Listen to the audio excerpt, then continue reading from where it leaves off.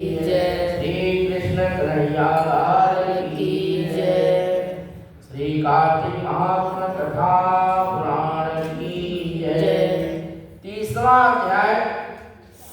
भगवान श्री कृष्ण चंद्र जी महाराज ने कहा कि हे प्रिय, नारद जी के वचन सुनकर के महाराज प्रभु बड़े विस्मित हुए और अंत में उन्होंने नारद जी का पूजन करके उनको विदा किया। और इसी कारण माघ, कार्तिक और एकादशी का यह 3 व्रत मुझे अत्यधिक प्रिय है।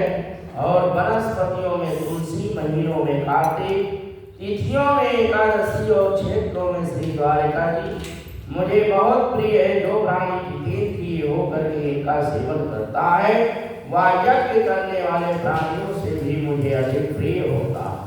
जो प्राणी विधि विधान से इनकी सेवा करते हैं उनके अनुग्रह से सभी पाप दूर हो जाते हैं। भगवान श्री कृष्ण चंद्र जी महाराज के वचन सुन करके सत्यभामा ने कहा कि हे नाथ, आपने यह बात बड़ी आश्चर्यजनक कही है कि दूसरे के लिए पुण्य के फल से कलह की मुक्ति हो गई और यह प्रभावशाली कार्तिक मास आपको अत्यधिक प्रिय है। बोलिए श्री नारायण भगवान की जय। श्री वृंदावन बिहारी लाल की जय।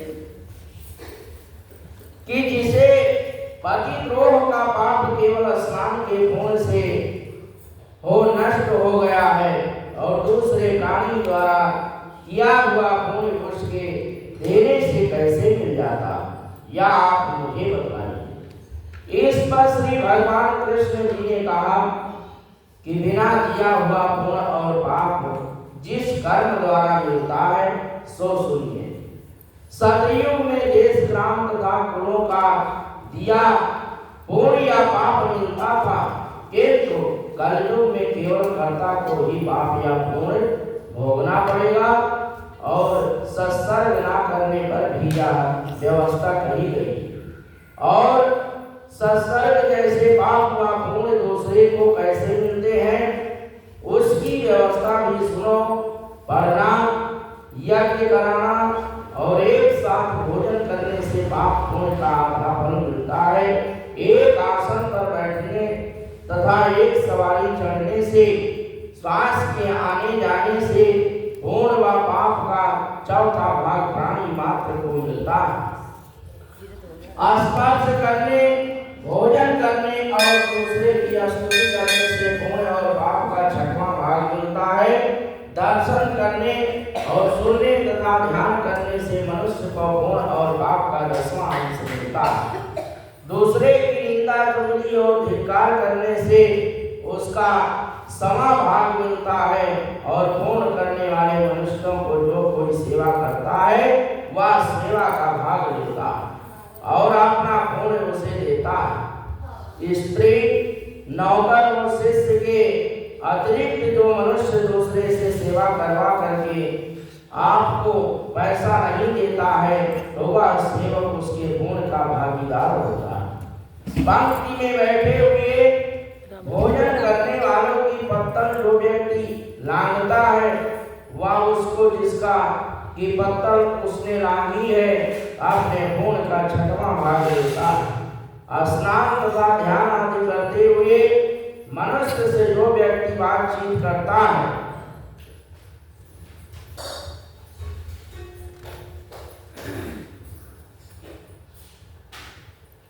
या उसे स्पर्श करता है वह अपने पुण्य का 6वां भाग उसे दे डालता है। जो मनुष्य धर्म के कार्य के लिए दूसरे के लिए धन मांगता है वह पुण्य का भागी होता है।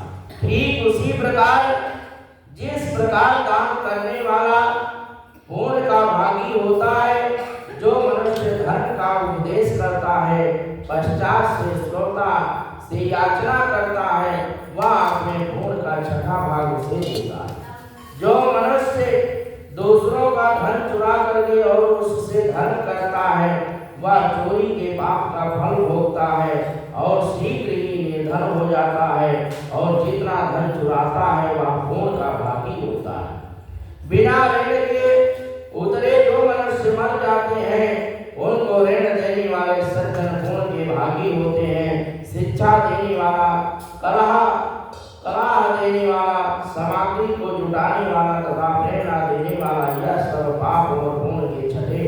प्राप्त करते हैं। राजा प्रजा के पाप पुण्य के षष्ठ अंश का भागी होता है। गुरु शिष्यों का, पति पत्नी का, पिता पुत्र का और स्त्री पति के लिए हुए पुण्य का छठा भाग पाती है। और पति को प्रसन्न रखने वाली आज्ञाकारी स्त्री पति के लिए हुए पुण्य का आधा हिस्सा देती है। जो पुण्य आत्मा पराई लोगों को दान करता है वह उसके पुण्य का छठा भाग प्राप्त करता है। जीविका देने वाला मनुष्य जीविका ग्रहण करने वाले मनुष्य के पुण्य के छठवें भाग को प्राप्त करता है।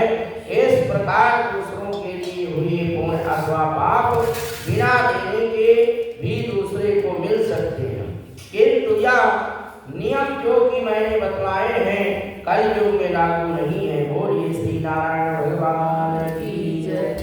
कलयुग में जो एकमात्र कर्ता को ही आपने पाप व पुण्य को भोगने पड़ते हैं। और इस संबंध में एक बड़ा पुराण इतिहास जो कि पवित्र भी है और बुद्धि का देने वाला है, सो ध्यान पूर्वक सुनो। बोलिए श्री नारायण भगवान की जय, श्री सच्चिदानंद भगवान की जय, श्रीमन नारायण